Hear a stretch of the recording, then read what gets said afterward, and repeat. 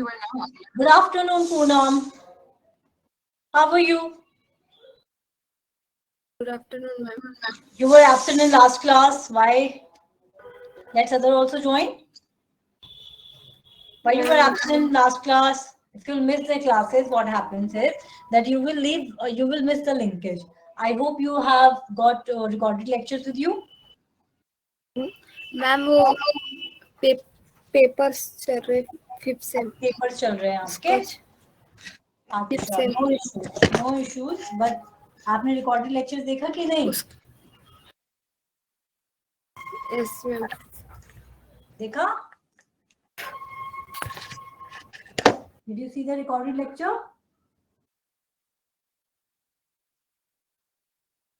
आपने recorded lecture देखा? Okay.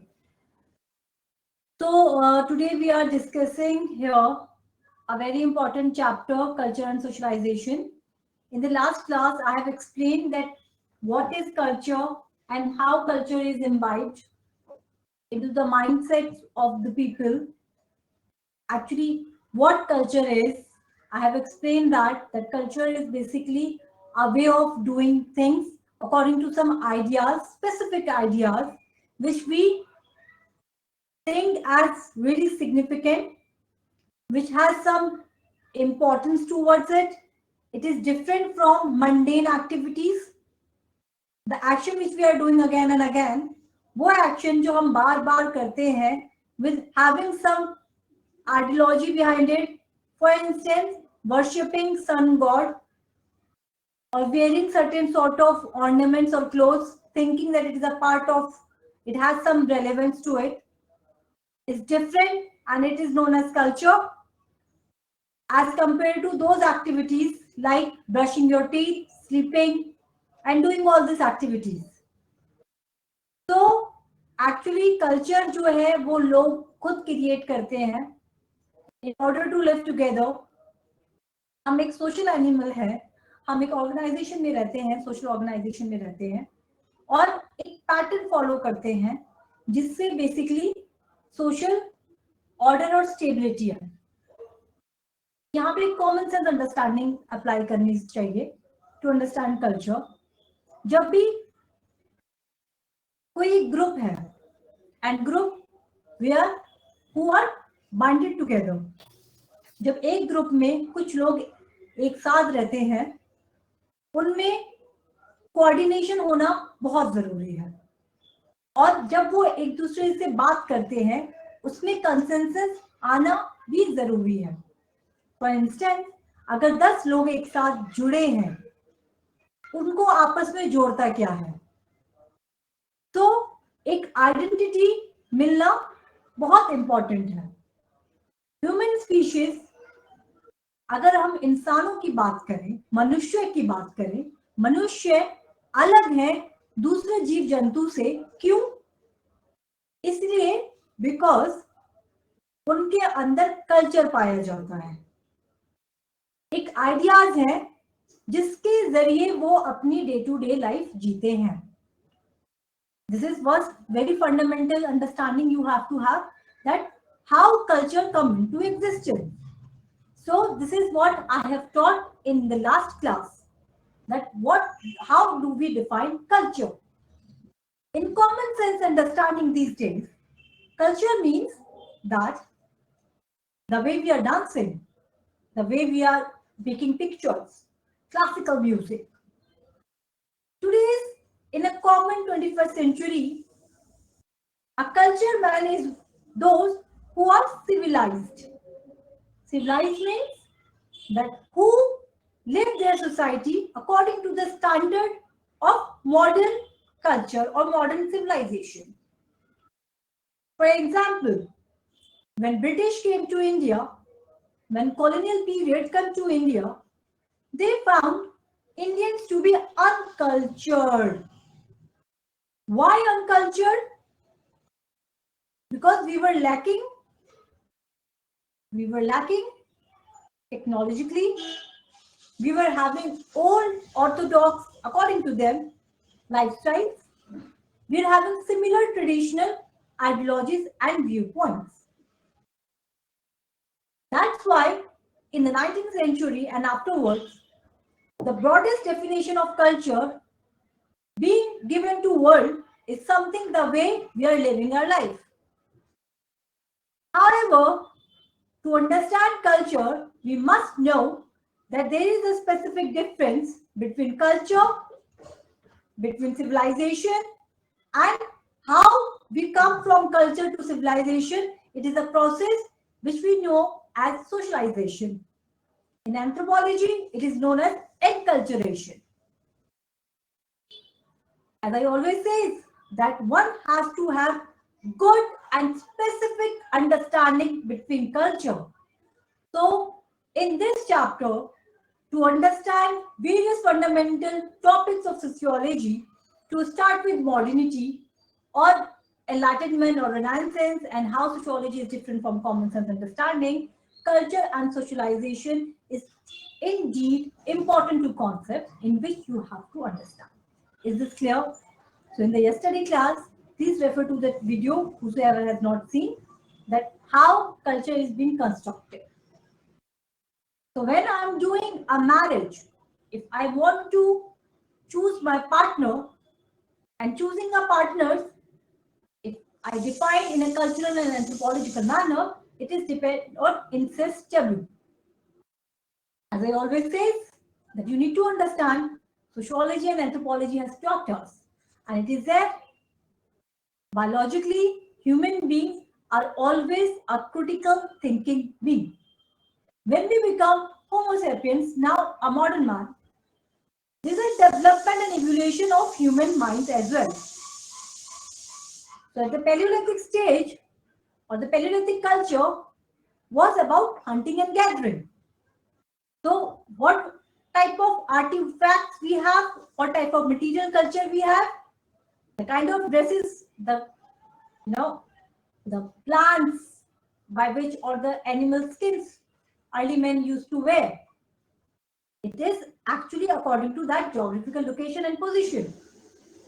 This is a theory which we understand when we are dealing with culture. Culture is a broader concept which we understand by various thinkers differently. If I'll show you this right now, you will understand that how important this topic is. And there are various theories for this. So, to start and just to explain that how you need to understand culture so that you will have proper understanding and you can fetch our highest marks in sociology, you need to understand that culture, socialization, all this topic has an epistemological foundation. And when I'm saying epistemological foundation, I mean that how it has come up. Yes, culture were always there in our society. So how different thinkers and anthropologists or social thinkers have studied it. So I'm going to show you just right now that how you will see what culture is according to these different thinkers. So after having basic understanding of culture, that can be done by understanding NCERT. When we will be reading sociology in an advanced manner, you need to see it that how it has got epistemological understanding. As I always say and suggest that sociology and social anthropology are actually a very similar subjects.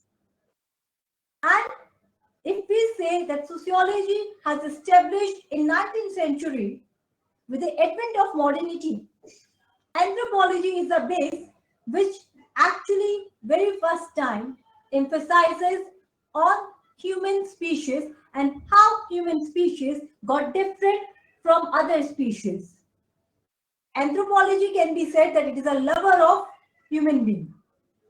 And sociology can be said that it deals with that how that subject or the human actors deals with different situations and the kind of problems they face while evolving. A very first understanding you all should understand that the definition of sociology or the emergence of sociology, it started in the 19th century. To understand 19th century, to understand modernity, what we have done, And what we are supposed to do to understand that it is scientific understanding of a society, we need to know what is science then. How science comes in the picture. So what we are doing? We are understanding sociology, which emerged out of Industrial Revolution and French Revolution, or I can say broadly due to industrialization. And we know that sociology is a scientific study of society. That's mean now whatsoever we are making and understanding the social phenomenon around us, if we are understanding industrialization, that how machines, technology is changing our society, we have to understand how it got evolved. And when we are understanding evolution, we are going back to history. So you need to understand that sociology is just not a subject in which you would understand something like natural sciences thing, that there has to be laws. You need to say that if as like I said, that we moved to the past. And what is history? History is the scientific study of past. With fact and chronological manner we study. So to understand 19th century sociology which emerged, we are understanding what is science. And to understand science, we went back. So sociology is also a history. When we understand in sociology races, when we say that culture is present, it is universal, but it is diverse. Diverse according to geographical location. There are various cultural, theorists who talks and understand culture theory according to different viewpoint that I will explain right now. Give me a moment, guys. Sorry. I'll explain that. Okay. So you need to understand, first of all, what is fundamental key things you need to derive out of the subject matter. If you remember my orientation class, I said that the only difficult point is to entering into the subject. Everywhere it is a philosophy. Wheresoever you decide that you want to do something, the initial first step is always very difficult to take. Do you agree with me? Poonam, Reza, Shibu and others?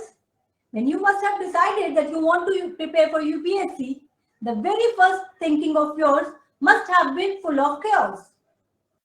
But now and after eventually a year and 2 years, you will see that it is easy. Okay? So when you have to understand culture, I will just show that how you have to understand in advanced manner that how it has come into the picture and what is its epistemological and theoretical understanding. For instance,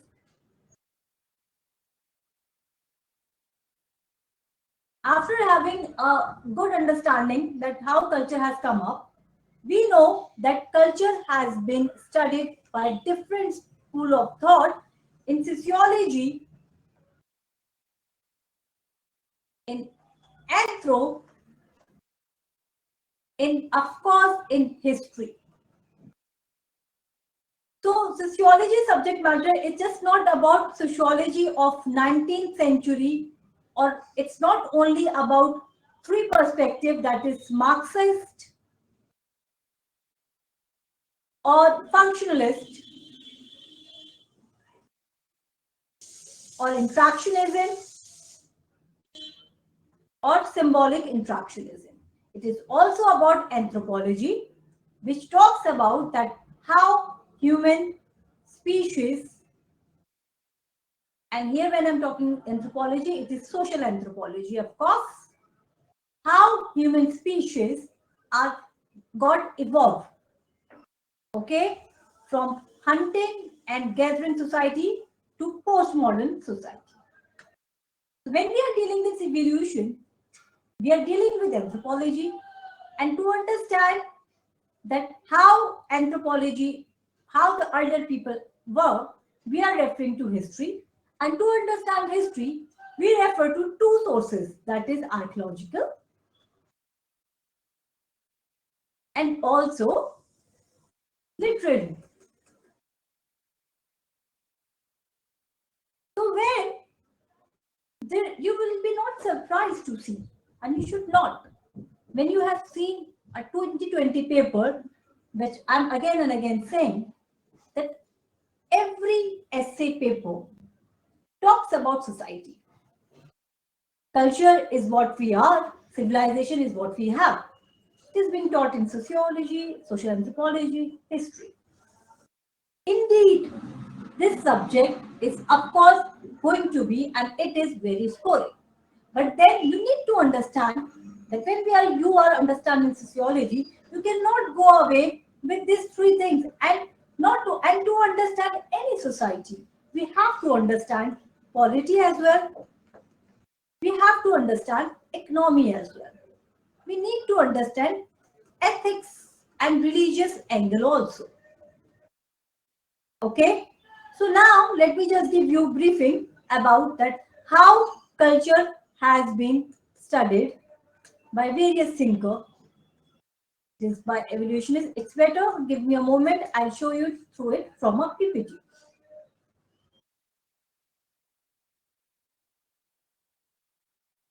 Give me a moment, guys.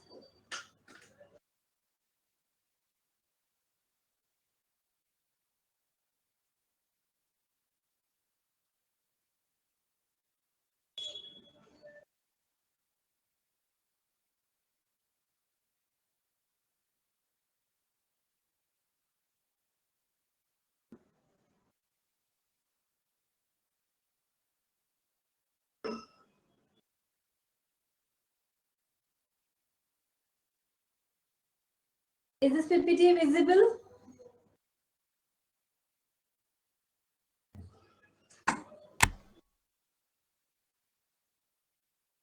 Can you see this PPT, guys?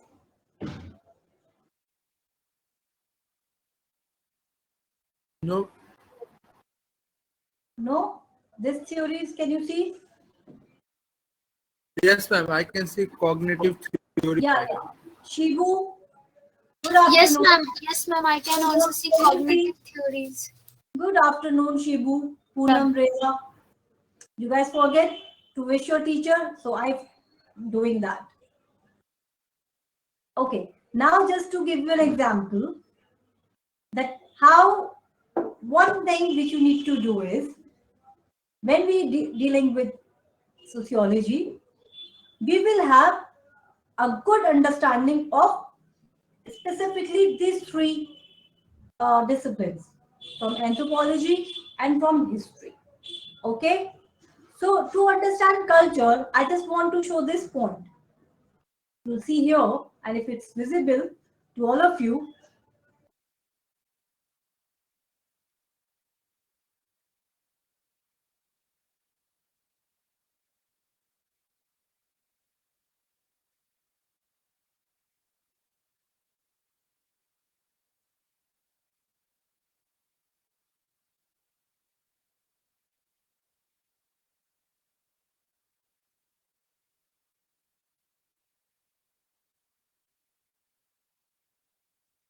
that how you can have good understanding on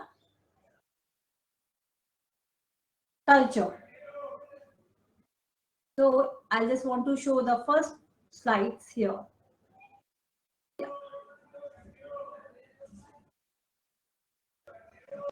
As we know that anthropology is actually a study of culture.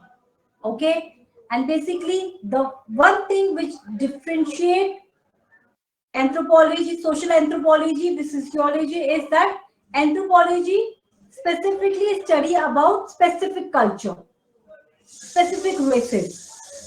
Okay, and from a very racial and primitive angle. But culture has been understood by different schools of thought. And culture is different from society to society. So we have classic evolutionism by Edmund Taylor, Morgan, Fraser. I'll show you this.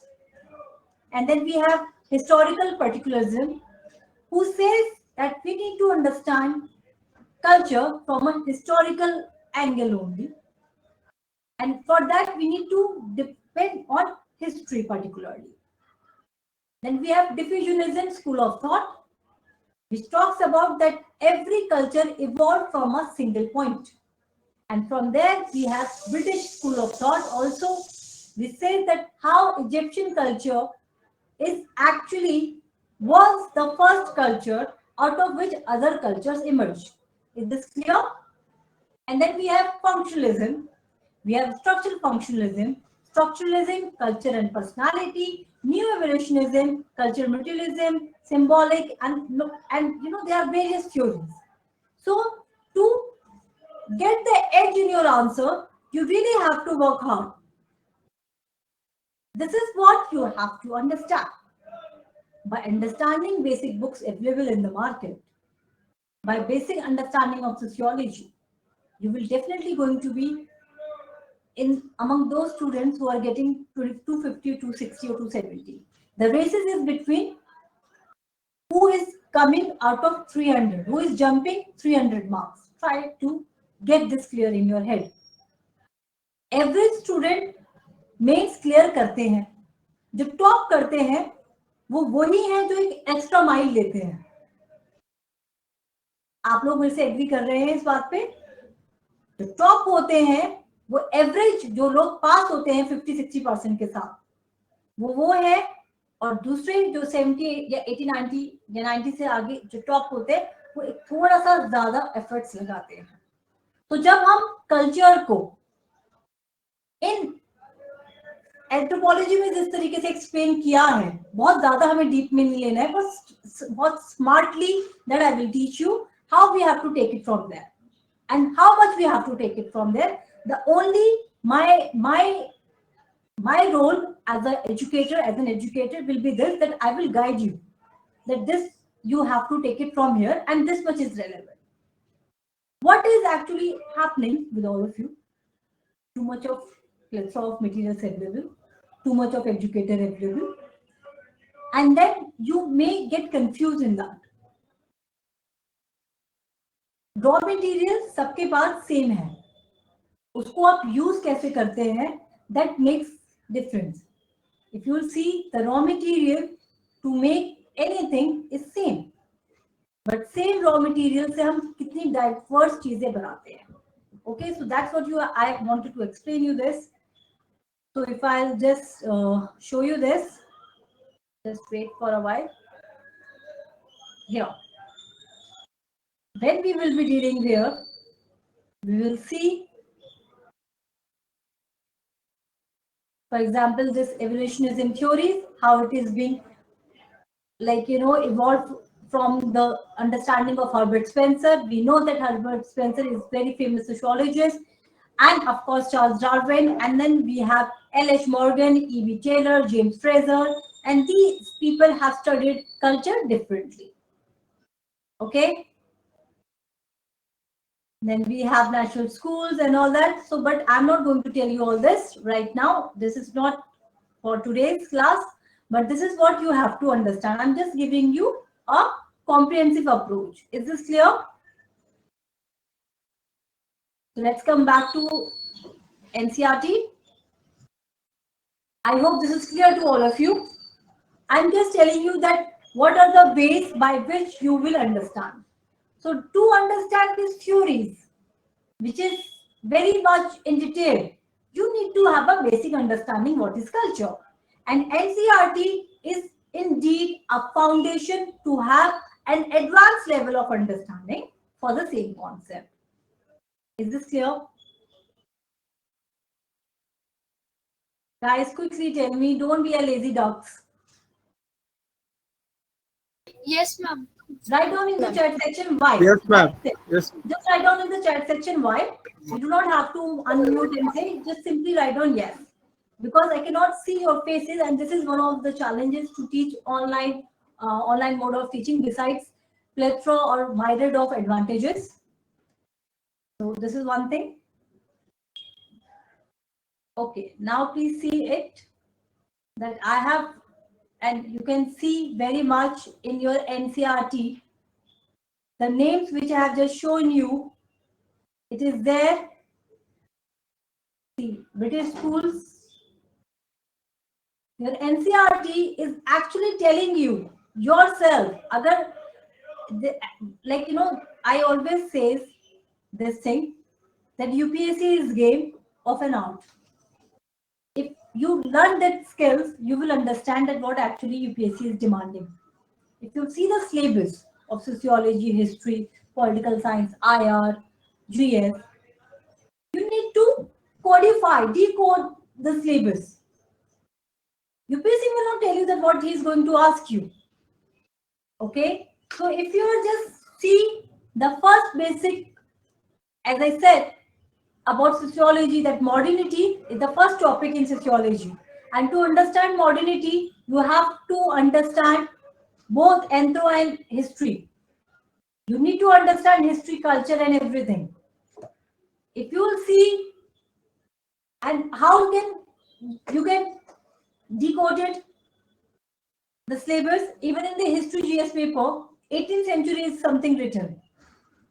Okay, so that actually tells you the relevance, and you can understand that what is actually required in UPSC.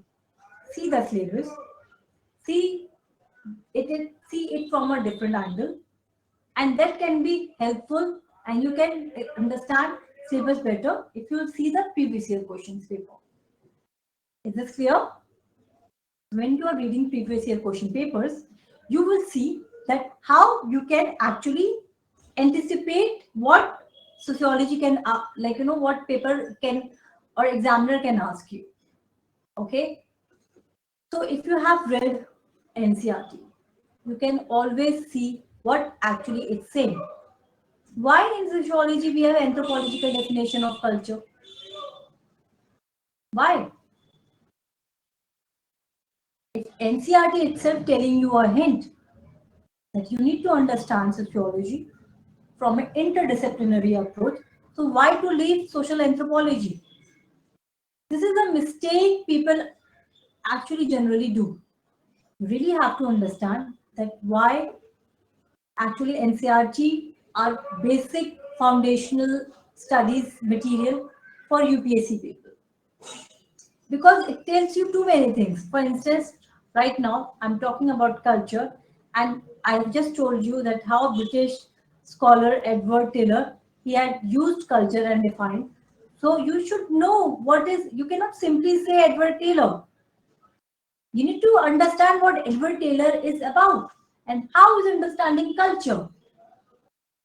For instance, here again, functional school of anthropology. So if you are understanding anthropology or any such subject matter, and you are just understanding in a very layman attitude, you're like, you're just simply saying, okay, anthropology is written. The reason anthropology is being here in this chapter, it shows that you need to understand culture from an anthropological theories point of view. Sociology is giving you, or NCERT is giving you that hint. Is this clear? Again, Malinowski is there, Clifford Geertz is there. He's again an anthropologist. Leslie White is there. So we have to have good understanding.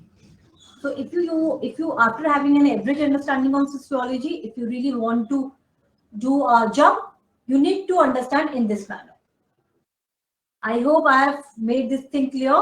I've already cleared this page. Shiva, do you understand where was I? See, cognitive aspects of culture is cognitive theory. Cognitive theory means that, that motor skills coming out of psychology. You cannot understand all this theory until and unless you do not understand what is anthropological theories on culture.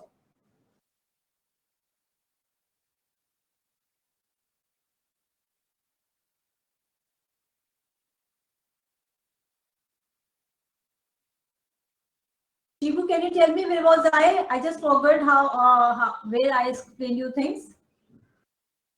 If you remember.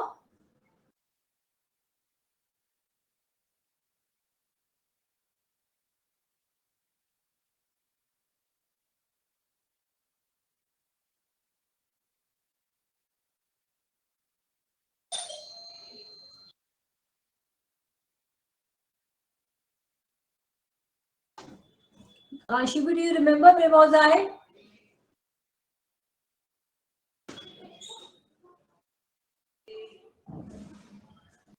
Okay, let me just explain it from here.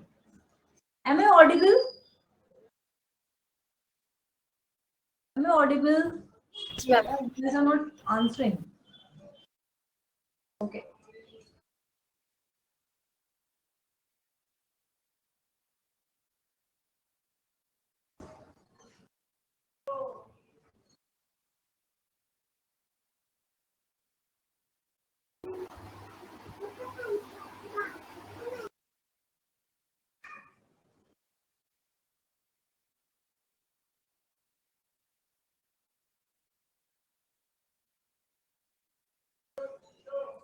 So guys, can you just see here how the culture is often termed?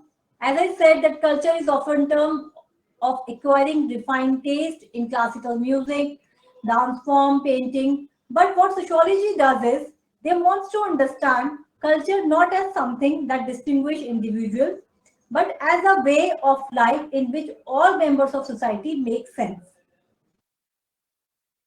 Okay? That how members of particular society participate, and every social organization we know that it develops a culture, one way of particular doing. So one early anthropological definition of culture comes from British schools Edward Taylor, and he says that culture or civilization we need to understand from an ethnographic sense. What is ethnographic? That you are understanding culture by participating in their culture. For example, if I want to understand tribal culture, if I want to understand rural culture, I should go there and I should conduct an ethnographic study. Ethnographic study means that a researcher goes there and participates in their day-to-day life for a good period of time, and then they inherit the knowledge to an extent, if not entirely, to an extent about their belief system, their art, morals, law, custom, and all these capabilities. So this is what actually Edward Taylor is talking. Okay, is this clear? And further, if you see the second paragraph here, after Edward Taylor, the functional school of anthropology come up with Bronislaw Malinowski of Poland. Actually, he studied there. He says that actually culture is what? It has material things, that inherited artifacts, goods, technical process, and also about ideas, habits, and values. Further, we have Clifford Gibbs. He has explained culture in his own term that you can please see. And he says that actually we need to understand that culture has too many webs. Okay, and then we understand it from this point of view. Okay.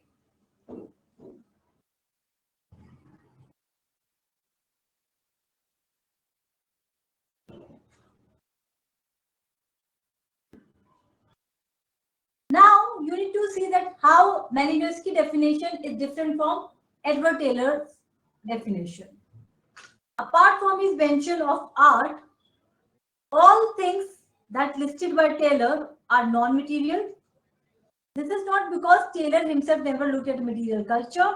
He was, a fact, a museum curator, and he studied culture from the artifacts only. Okay, but he had actually what he had done based on the examination of artifact tools from society across the world, which he had never visited. Okay, he did and understood all the culture, the place where he have not visited. So we can now see his definition of culture as an attempt to take an account of intangible and abstract dimension. Whereas, why Malinowski becomes important? Because Malinowski happened to be stranded on its island, that is Western Pacific, during the First World War, and he discovered thereby the value of remaining of extended period. This is what ethnographic study is. This is a field work which we will read in the next chapter. So this is a basic definition between Edward Taylor and Malinowski.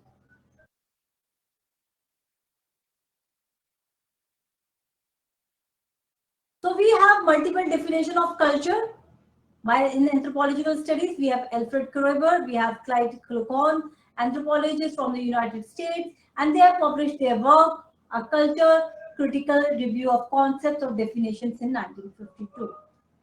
As I said, and Reza, you have written that lecture or that essay, Culture and Civilization. If you have this much of information, you could have written a better answer, which was there in your essay paper. Can you just see how important it can be? Yes, ma'am. To have an understanding of sociology. So if you could explain that culture is this, and then you have explained by various anthropological theorists and sociologists, you would definitely have, this is something now you can add it up. Right now you have added from an ancient history perspective, ancient things. So that also, so those answer which you have written, you can summarize into one paragraph. And then anthropological theories. That is why I say that yes, sociology is very scoring as well as the most easiest optional papers, because UPSC actually gives you a lot of options, and anthropology and sociology are the easiest optional papers one can have.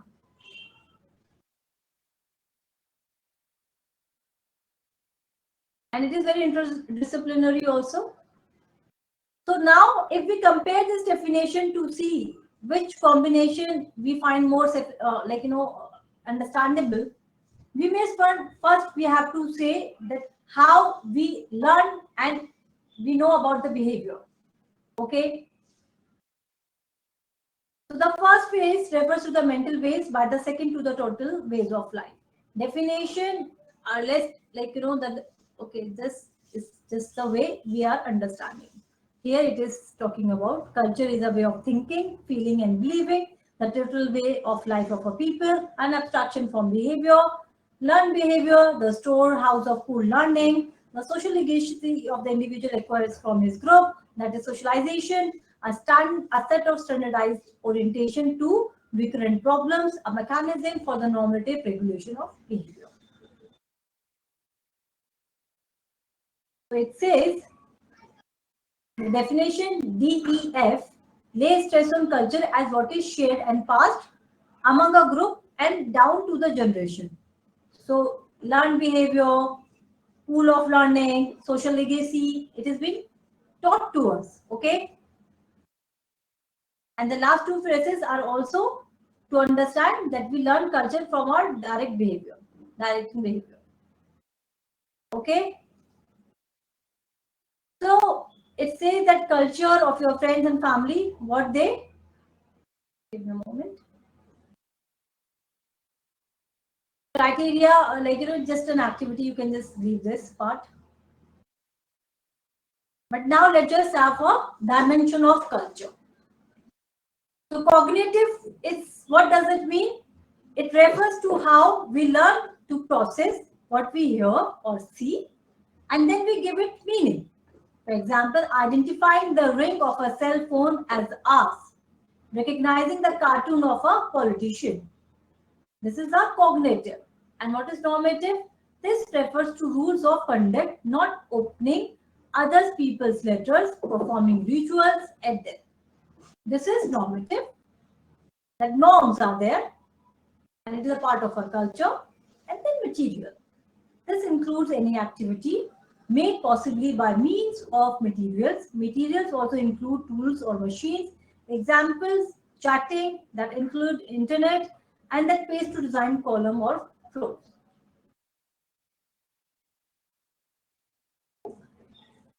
So this is, here it's, you need to see it very precisely. The last two chapters of 11th NCERT, it's very important.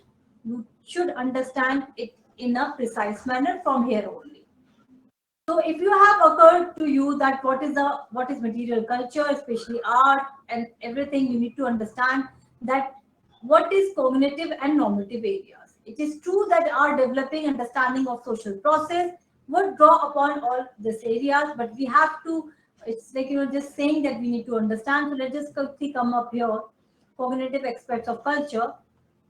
So the cognitive aspects of one's own culture, if you read from NCERT only, are harder to recognize than its own material aspect because they are tangible. Okay, and its normative aspects. Okay, so cognition actually refers to understanding how we make sense all the information coming out us to us environment. So it is actually cognition or theory is coming out of micro perspective. Okay, it is actually psychological and individual level, that how I am making sense to particular rituals and practices. This will be more clear जब हम advanced level को पढ़ेंगे, but cognitive is coming out of from a psychological picture, that how as a member of particular community I make sense to this type of theories. I hope this is clear to all of you.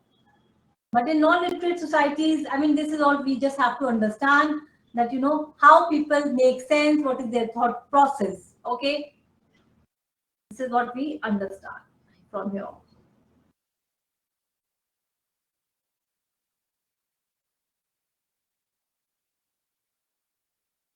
You should remember that who has written the book. Sometime UPSC asks this. So orality and literacy, Walter on cities, a study of 1970. State who has written this book. We have to see.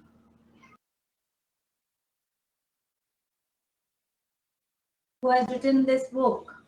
Please let me know. You can see it from the Google. Must be Malinowski. Okay, now let's just see here.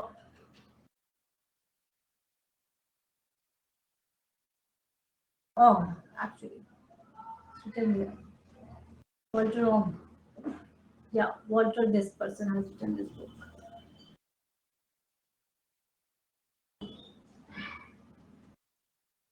Walter Ong actually has written Orality and Literacy.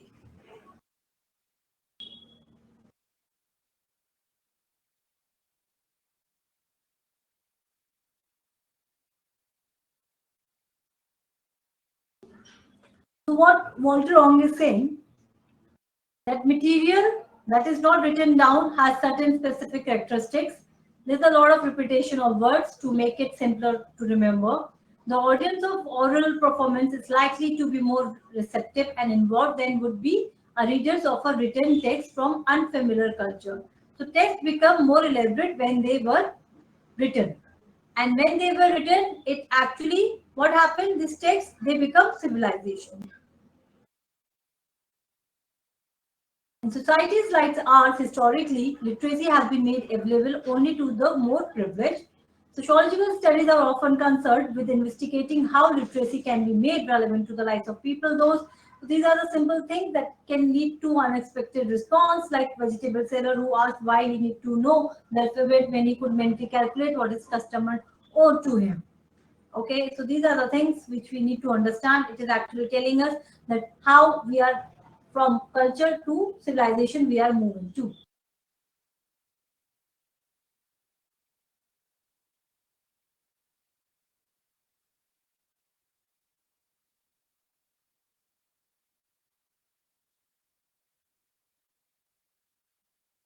Safe.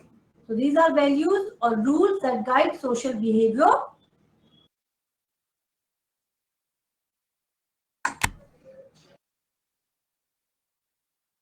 Guys, am I audible?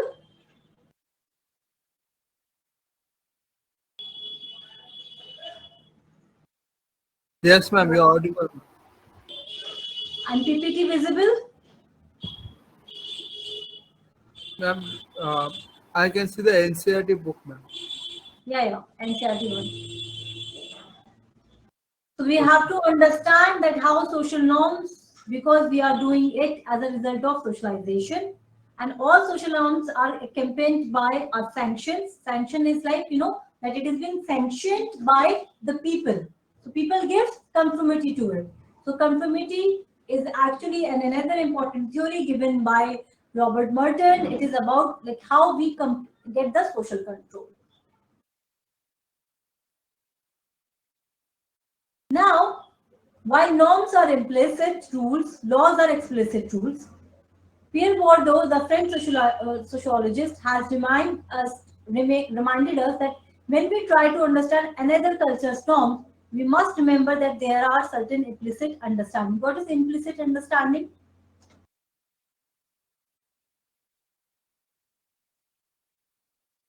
What is implicit meaning? Guys, let me know. I'm not going to say what is implicit and explicit. You can Ma'am, see. ma'am, inclusive means taking into consideration like different aspects and like combining, including all of that coming up with solution. Yes. And what is another one? Exclusive, ma'am. Explicit. Opposite. Opposite of inclusive, ma'am. Exclusive. Yes. So this is what we have to understand. For example, Pierre Bourdieu is saying that, when we must have implicit understanding. Implicit means that, for example, if you want to show gratitude, if a person wants to show gratitude, for example, you have got something from that person, you should not very be quickly to give them a gift. Because what will happen that, okay, you have done something good to me, so now I'm paying off. So it's not a friendly gesture. So this is what we have to understand. We need to understand other point of view as well. Okay. So this is what here is. And then law. And what is a law? A law is a formal sanction. Excuse me, guys. Sorry. A law is a. Sorry, guys, I was not there. Yeah. Sorry. Excuse me. So now a law is a formal sanction defined by government as a rule or principle that a citizen must follow. The laws are explicit, they're applicable to the whole society. So now it is not something from individual to individual, it is there, it is explicit, exterior. And the violation of the law attracts penalties. This is a good way to answer something, that if you do something, it will attract problem to you. Okay, so this is the way you can use in your answers, that any violation of the law, it will attract, violation of law attracts penalties and punishments. So in your home, children are not allowed to stay outdoors after sundown, that is the norm. It is specific to your family and may not be applicable to all families. However, if you caught stealing a gold necklace from someone else's home, you have violated the universally accepted law of a private property and you can be sent to a jail. This is what explicit. Okay, and implicit is very personal, you can say. So the laws which derive from the authority of the state are the most formal definition of acceptable behavior. While different schools may establish different norms for students, it's different. Okay.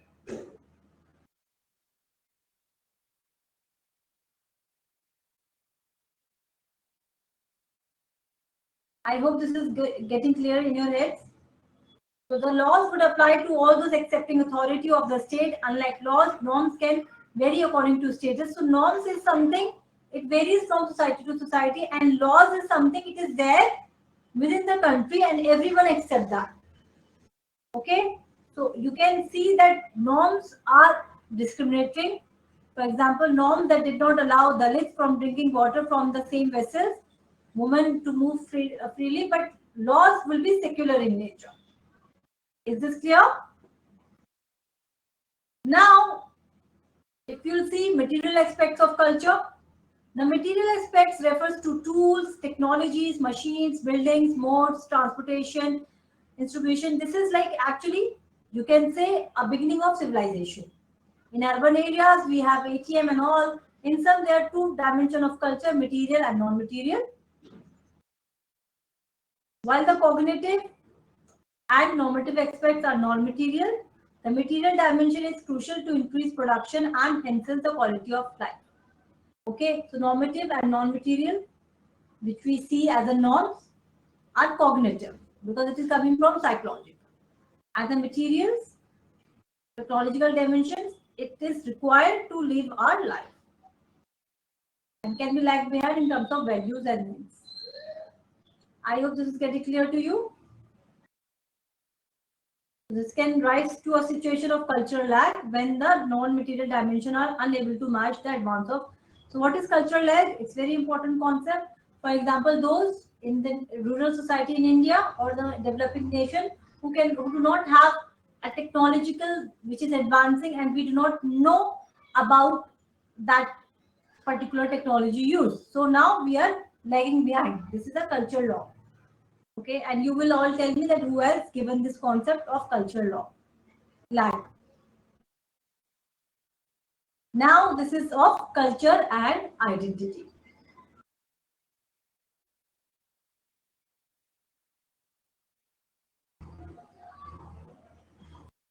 So if you see, identities are not inherited. It means that it is not given to us by birth, but fashioned both by the individual, socialization, and the group through their relationships with others. For the individual, the social roles he or she plays imparts identity. Every person in modern society plays multiple roles. We know that how I'm a mother, then a teacher, then a friend. So, for instance, within the family, you be a parent, child, and you have all your roles. So, your roles is actually giving you identity, and this identity is being come to us from a social angle, and also we have our own personality. But this personality has been created to us. For example, now because I'm Indian, so I will have some basic personality traits which is give me an identity of Indian, be it from my material culture and non-material culture. The way I will wear sari, it exemplifies Indian culture. I'm being spiritual. I use meditation and other things to soothe myself. I'm religious. It exemplifies my non-material culture of being Indian. Okay, so from macro perspective, from a larger picture, we get our personality or identity as well. Okay, and but then again we have variations also.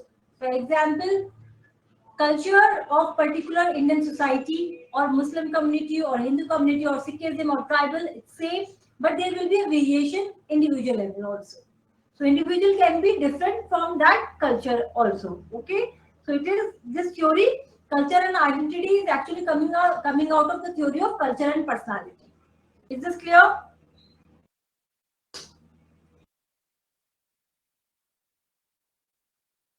Guys, is this clear? Yes, ma'am. Please write down in the chat section.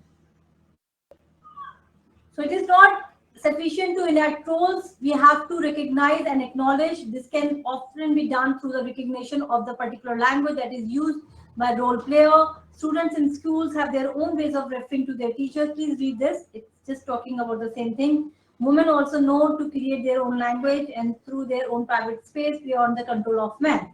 So it's simply just to understand that how culture is being created by individual also. So in a culture, there can be many subcultures like that. Elite ka culture hoga, working class youth ka culture hoga, and you know this is what I have just told you. This book of Culture Lewis, The Poverty of Culture. Okay, Oscar Lewis की जो book है, UPSC ने इस पे question भी पूछा था, मैंने आपको शायद पहले भी बताया है.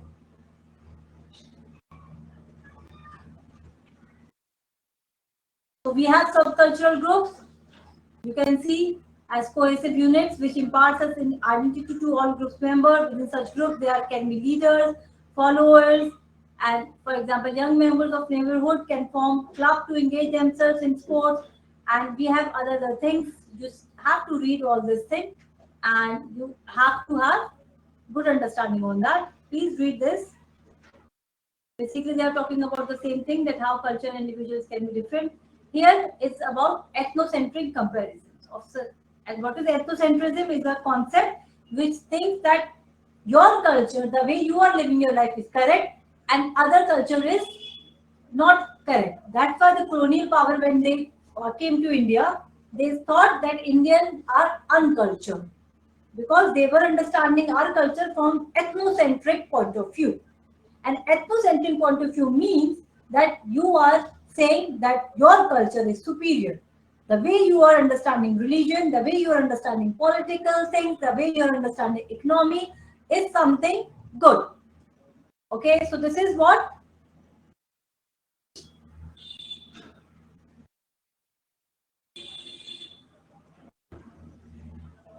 Am I visible, guys? You have not told me that you could not see me.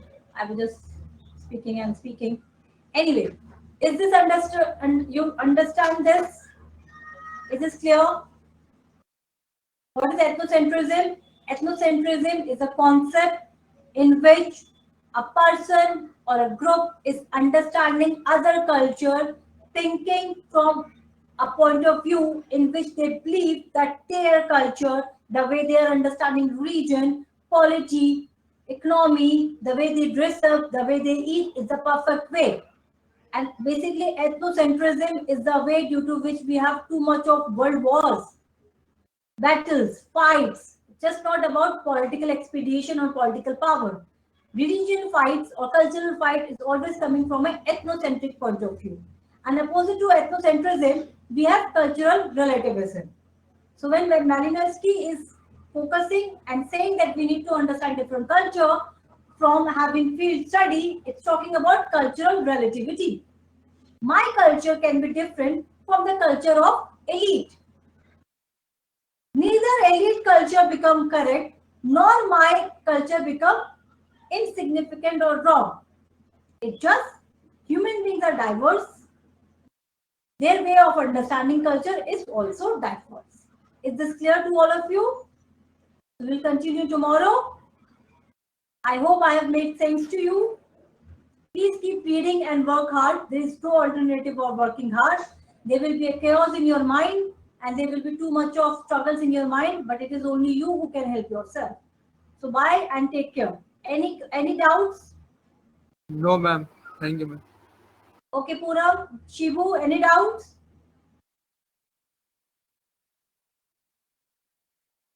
Any doubt, Shibu, Poonam? Yes or no? Okay, I'm assuming no doubts. I have to leave. Bye, guys. Take care.